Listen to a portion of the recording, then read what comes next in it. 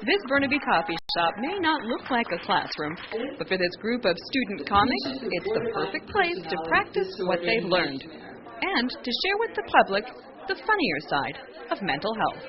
Comedy Courage is a program designed to teach people with real mental health issues and diagnoses how to talk and deliver their comedy routine before a live audience. For 2 months, the students have been writing and polishing their own comedy routines, using their own lives as material, and proving that laughter sometimes is the best medicine.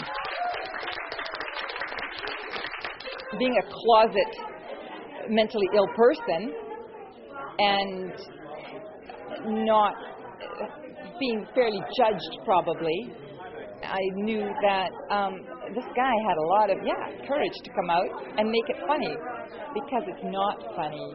You see what I'm saying? So he turned it around, and I just knew that it would be an opportunity for me. I had some misconceptions myself. I didn't know what to expect. I just put it out there, and I let things come back to me, and I just take things one day at a time. I try not to get too worried about things. I don't, making people laugh, you shouldn't lose your mind over it. And I wanted to make them feel as comfortable as possible. Mental illness can include anything from depression and anxiety to bipolar and manic diagnosis. It's not exactly water cooler chit-chat. But this class is hoping that talking about mental illness won't be as hard as getting up in front of a microphone. Working through what they want to talk about and what they want to share. I hope we got our point across anyway here in the Miles of Union tonight. The point mostly being that persons with a mental illness are not useless, are not throwaways, are not wasted space. Highly productive, creative, progressive, useful human beings. In mental health, you're constantly being told what you can't do.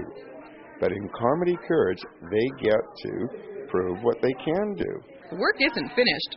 In 1 month, this group of courageous comics will take their message to an even bigger audience at a gala fundraiser in May. They're going to be able to break that stigma of what it means to have a mental illness to the general public. So join the family. I can't believe I'm going to say this. It sounds really corny, but honestly, the camaraderie, the friends.